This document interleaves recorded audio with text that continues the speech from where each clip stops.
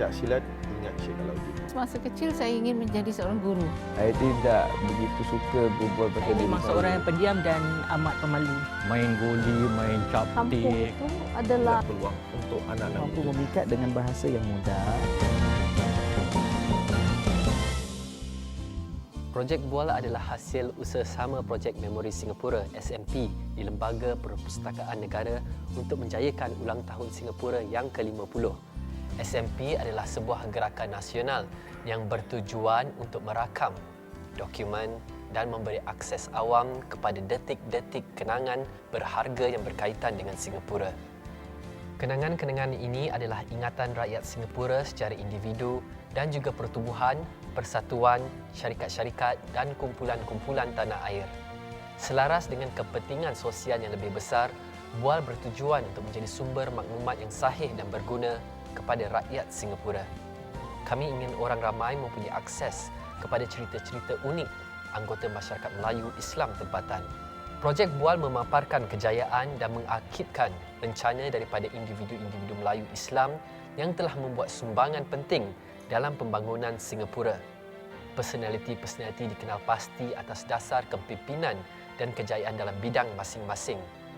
Di antara bidang-bidang yang terpilih adalah seni dan hiburan, perniagaan, bahasa dan akademik, sukan, politik dan agama. Bual berharap untuk menelusuri kehidupan sumbangan dan mendengar sudut pandang ikon-ikon ini. Projek ini bertujuan untuk memupuk kesefahaman yang lebih mendalam di kalangan masyarakat, memupuk rasa kekitaan yang lebih kukuh, di samping mendidik masyarakat tempatan mengenai perkembangan dan cabaran yang dihadapi masyarakat Melayu Islam. Hasil projek ini adalah sebuah bahan rujukan tentang ikon-ikon era ini untuk kajian generasi rakyat Singapura yang akan datang. Rakaman ini boleh diakses dengan mudah oleh masyarakat Singapura di dalam dan juga di luar negara, dan juga penonton yang terdiri daripada penyelidik, pelajar, profesional dan juga pengunjung yang lain. Dokumentasi ini adalah rakaman temu bual sepanjang 1 hingga 2 jam untuk setiap ikon. Temu bual akan dilakukan dalam 3 bahagian, iaitu pertama, latar belakang dan cerita-cerita peribadi. Kedua, tugasan semasa dan pandangan mengenai industri masing-masing. Dan akhir sekali, rancangan peribadi untuk masa depan dan pandangan masa depan tentang industri masing-masing. Dari kaca televisyen ke layar perak, bakatnya disanjung. Kita mengenali lebih dekat lagi pelakon, pengarah dan penerbit, bintang filem Saudara Aaron Aziz.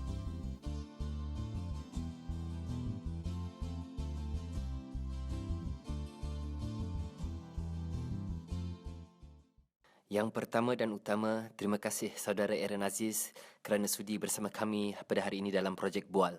Boleh tak anda berkongsi sedikit pengalaman-pengalaman anda semasa anda membesar sebagai seorang remaja? Mungkin dalam kategori yang boleh dikatakan juvenile delinquent. Mungkin sebab saya masa remaja saya memang full of troubles sebab entah sebab kalau sesiapa tahu tentang kehidupan peribadi saya masa kecil sampai hingga dah besar tu, saya kecil-kecil dibesarkan oleh makcik saya, which is kakak kepada arwah ayah saya. And saya dah kehilangan ayah saya masa saya umur setahun lebih. So pada masa tu saya dibesarkan dalam rumah makcik saya dan dia adalah seorang guru besar. And so kehidupan saya memang pada masa tu saya rasa tertekan oleh kerana setiap perkara yang saya nak lakukan ada jadualnya. Ada masa sekolah saya tidak dibenarkan untuk keluarkan mainan-mainan saya. Saya harus memilih antara adakah saya nak tengok rancangan Knight Rider pada 8:30 malam ke 9 malam ataupun kartun Transformer pada 6:30 petang. So saya kena pilih. Kalau nak kartun saya tak tengok malam-malam. And then kita ada rutin lah dari segi kerja rumah. So antaranya kalau malam tu saya on duty, saya kena sapu dapur, mop dapur, buang sampah. So masa tu kita tinggal dalam rumah semi di Siglap. And saya masih ingat bila saya bila saya bertugas pada malam tu, bertugas untuk bersihkan dapur, saya selalu curi tengok-tengok TV kat luar. Dan saya nak susah agak, tak berapa kerap saya boleh sampai sekarang ingat masa-masa saya bergaul dengan anak-anak jiran-jiran saya. Memang susah saya nak bergaul kerana tidak dibenarkan, kerana semua ni. So it was memang tight. Dan bila usia saya dah 13 tahun, pada masa tu ibu saya kesorangan dan dia bekerja di luar negara. And bila dia dah balik Singapura, saya baliklah kepada ibu saya pada usia 13-14. And bila saya dah berserumah ataupun sebumbung dengan ibu saya diberikan freedom yang agak dari tahap yang memang melampau lah. Sebab mungkin ibu saya pada masa tu, kesian semua, kesian kan. So saya dari situlah saya belajar lepak kat bawah blok, campur-campur budak-budak nakal dan sebagainya. So dia macam rebel lah kan. Kalau kita selalu tertekan, dia akan lakukan sesuatu yang tak pernah dia buat lah. And then terpulang lah, adakah perkara tu negatif atau positif lah. Jadi anda tadi telah katakan yang ibu bapa anda telah berpisah dan anda telah dibesarkan oleh ibu saudara anda dan kemudian berbalik kepada ibu anda sendiri, dan ini telah sedikit sebanyak membentuk perwatakan Aaron Aziz pada hari ini. Anda sekarang seorang ketua keluarga, seorang ayah. Adakah pada anda penting untuk mempunyai satu unit family atau keluarga yang lengkap? Untuk memiliki keluarga yang lengkap, bukan saja lengkap dari segi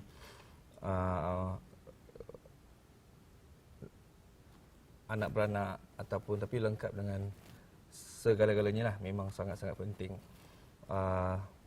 Sebab itulah saya rasa kerana kenapa saya menjadi seorang ayah seperti mana saya sekarang ni lah. Sebab mungkin yang pertama sebab saya tidak merasakan kasih sayang daripada seorang ayah dari dulu. So saya agak memanjakan anak-anak. Saya dapat rasa saya tak nak mereka rasakan mereka lalui apa yang saya lalui. So penuh dengan kasih sayang, and then saya rasa alhamdulillah juga, sebab kalau mungkin saya tak macam tu, saya tak lalui apa yang saya lalui dulu, saya tidak akan menghargai keluarga saya seperti mana saya hargai sekarang lah. Siapakah pengaruh besar buat Aaron Aziz? That's a trick question. Okeylah, kita berbual tentang dunia lah, tentang dunia ni, everything. Orang yang paling berpengaruh dalam hidup saya adalah seorang yang tidak berpengaruh, tak ada apa-apa pengaruhan dengan saya langsung. This is arwah ayah saya, sebab saya tak dapat everything kan. So sebab saya tak ada apa-apa alasan untuk dipengaruhi oleh arwah ayah saya. Sebab itu saya jadikan ia satu elemen yang boleh saya gunakan untuk terbalikkan benda tu. Reverse psychology. Sebab saya tak dapat, jadi saya cari. Macam itulah. Ya.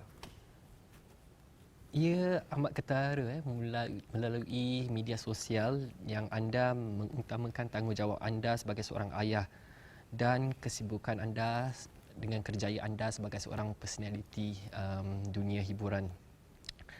Jadi apakah keutamaan anda bila anda mempunyai masa bersama anak-anak? Adakah ia setakat berkomunikasi,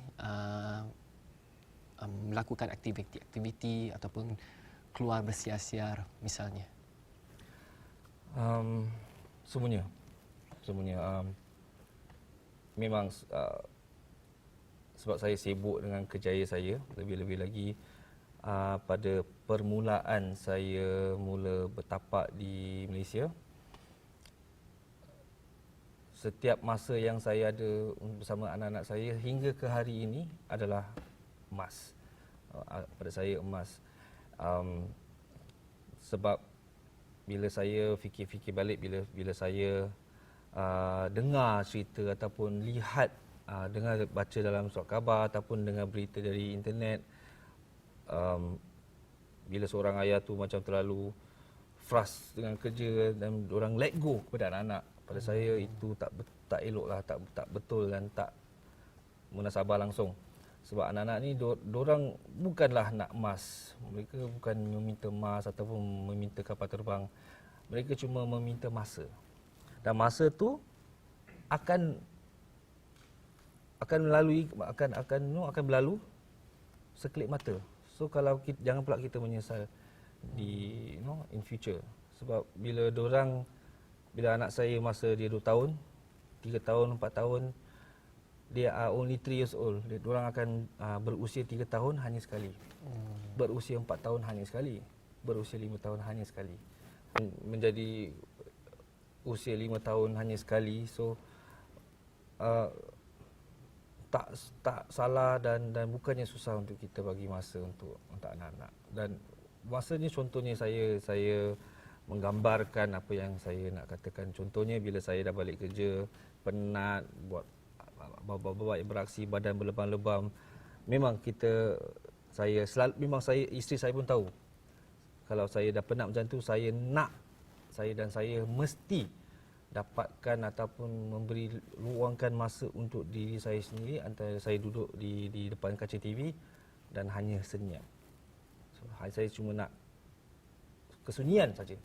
So memang suasana di tempat saya bekerja di lokasi tu memang dah bising-bising dan macam-macam kan. So saya cuma nak quiet, peace and quiet. Tetapi anak saya nak macam mana, contohnya dia cuma nak, Daddy, dengar saya nyanyi satu lagu. Ataupun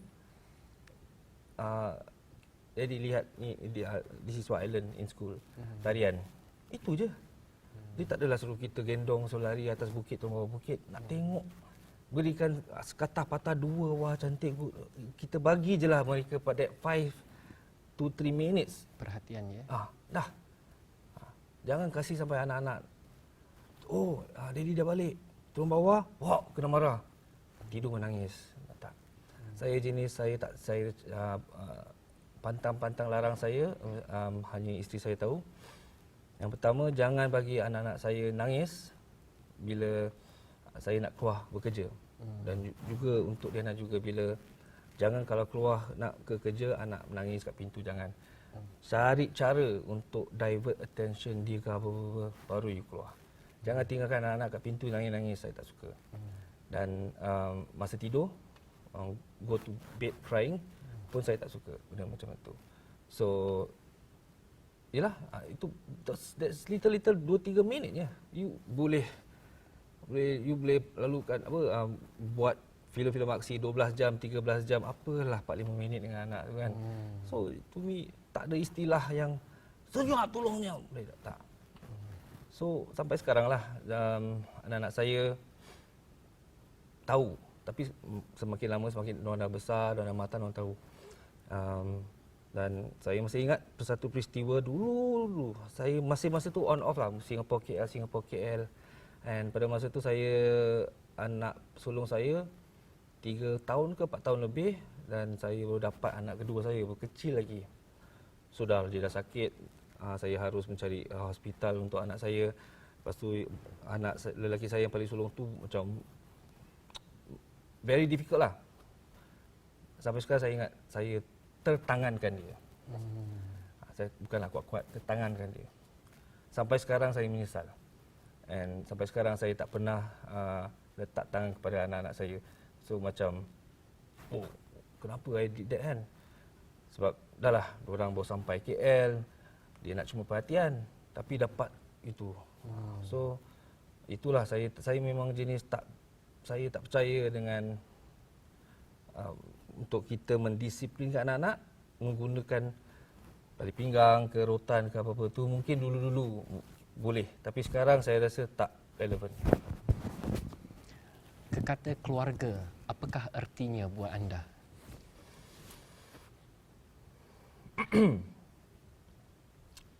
Keluarga tiga perkataan pada saya lah. Cinta, kasih dan amanah. Keluarga tu yang ramailah orang ataupun suami-suami kat luar tu yang menggunakan ayat ni yang saya sering sekali dengar. Boleh kahwin lagi 2, boleh kahwin lagi 3, boleh kahwin lagi 4. Kita orang Islam boleh kahwin 4. Tapi diorang menggunakan Rasul sebagai contoh, tapi Rasul tidak, bukannya kahwin 4 sekali kan jalan-jalan kan. So pada saya istilah tu dah ataupun borang fill up the form tu dah diambil oleh anak-anak saya. Sebab bila kita berumah, bila kita menikah, kahwin dengan isteri kita, kita bukan hanya kahwin antara kita berdua. Saya dengan family dia sekali dan dia pun kahwin dengan family saya sekali. So bila ada anak-anak tu, kita kena ikatan tu seperti berumah tangga, macam suami isteri lah, di mana memanglah pada mulanya cinta. Bila cinta dah tak ada tu kasih sayang, care and concern tu kita gunakan untuk walaupun susah, walaupun pahit macam mana pun tetap kena teruskan. Tapi bila tak ada cinta, dah tak ada kasih sayang lagi, kita pegang kepada amanah. Kalau kita pegang kepada amanah, insya-Allah lah kita tak akan abaikan, kita tak terlalu melampau, kita tidak akan, maaf kata, ke tahap bercerai. So ada orang merasakan bila cerai dengan isteri, anak-anak tak cerai, tapi bila ibu dan ayah bercerai, sedikit sebanyak kita bercerai dengan anak-anak kita jugalah. Dan bila kita, contohnya istilah anak yatim tu, tak semestinya bermaksud kalau tak ada ayah, anak yatim.